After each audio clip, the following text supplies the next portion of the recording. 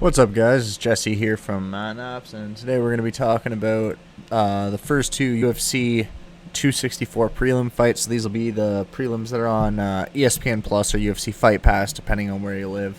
Not really sure where they air those outside of the Anglosphere, but generally in the English-speaking world, Americans watch it on ESPN Plus, and everyone else watches it on Fight Pass, or I think BT for the Brits. I'm not really sure. But either way. Breaking down the first fight, we've got middleweight Alan Amedovski versus Hugh Yaozong. So obviously a Slavic descent with that ski name. We have a Macedonian, and then Hugh, I believe, is Chinese. Yes, he is. So these two guys, obviously, relatively unknown. That's why they're on the bottom of the card. Although to the degree to which they are unknown, I'm kind of surprised, because a lot of the time they'll try to stack these cards with like guys that at least the hardcores know, because then they can try to make fans out of the casuals with them and like propel those guys into superstars. That being said, both these guys haven't had the best UFC careers. 0-2 for Allen and 0-2 for Hugh. So someone's always got to go, I guess, and one of these guys will be sent packing. I'm leaning towards Hugh. He tends to have the less experience and against arguably much lower competition.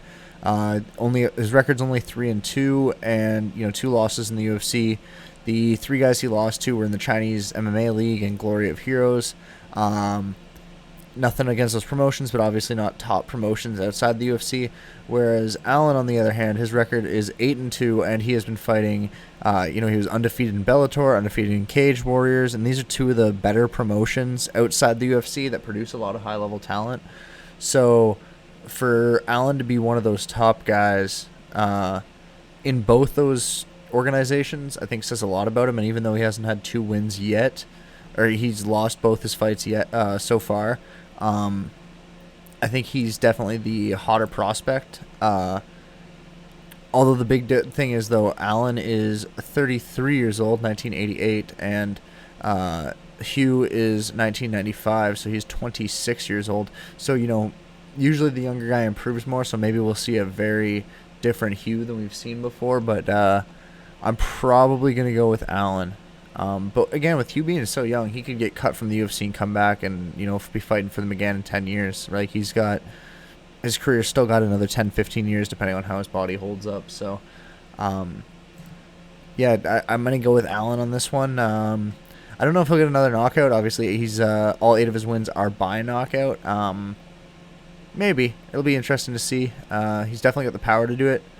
It'll be interesting to see if he's able to overcome kind of that athletic difference when it comes to a younger guy. But then again, I'm not really sure how athletic either of these guys are. Having watched the fights that I watched, I watched the John Phillips fight, which unfortunately for Allen was, a quick knockout. And then, they've only lost fights. That's the problem, as far as UFC fights go, at least. So it's hard to find any thing that they're really putting it on somebody. They weren't all absolute blowouts, but you know what I mean. Then the other fight I wanted to break down was Zhumagulov versus Jerome Rivera. So Jerome, a little bit more of a name than anyone else here. He was kind of a hot prospect back in 2019, 2020, somewhere around there. I remember he was fighting in LFA. 2017, actually, apparently. It was that long ago. I thought it was more recent. But he was a really hot prospect at one point. Obviously, he lost the LFA. He lost his chance for the LFA title, when he had attempted it. Then lost another fight after that. Went on a decent win streak, including a win on Dana White's Contender Series. And then since then has gone 0-3 in the UFC. Zhumagulov, on the other hand, is another guy who is 0-2 in the UFC. He's from Fight Nights Global, which is one of the better promotions in Eastern Europe. They're one of the top promotions out of Russia. He himself is a Kazakhstani, which kind of makes sense because, a lot of those Eastern European countries and former Soviet countries produce a lot of high-level fighters. But yeah, 5'4", 32 years old, and Jerome is 5'10", 26 years old. 15 fights overall, 10-5 record for Jerome, and then 18 fights overall, 13-5 record for Zaglas. So this is honestly one of the more interesting fights. I was actually watching a couple of Zaglas's fight night fights because a lot of them are like free on YouTube and shit because of I don't know if they're actually supposed to be, but they're just up there. But I don't know if that's like a Russian copyright thing where they just don't care, or maybe they're doing it for free promotion, or maybe they just haven't been able to notice. But you can find a lot of his fight night fights on YouTube. You can find a lot of fight night fights on YouTube in general.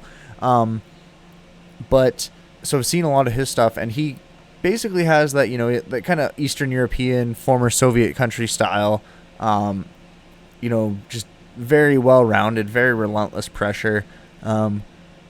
He beat Ali Bakhtinov recently, who obviously was cut from the UFC, but was a former title contender, which is a very impressive win. Jerome, on the other hand, doesn't really have any big-name wins. Every time he's fought a guy that's kind of been a bigger name, like, Roberto Sanchez, Tyson Nam, Brandon Royval, all these kind of guys who are, well-known contenders, or not necessarily contenders, but they're well-known within the hardcore fan base. He always loses, so he's never really proven himself against a good guy, whereas Zaglas has proven himself against a former number one contender. I think I'm going to have to go with Zalgas. I think Zalgas is probably going to take it. But that could go either way. Obviously, again, you have the young guy, Rivera, who looks to be, outmatched by an older guy. But with these young versus old, it's always the younger guy almost always improves more, because they have more to improve on. And I think he could make those big leaps, but it'll be hard for him because that's a big jump.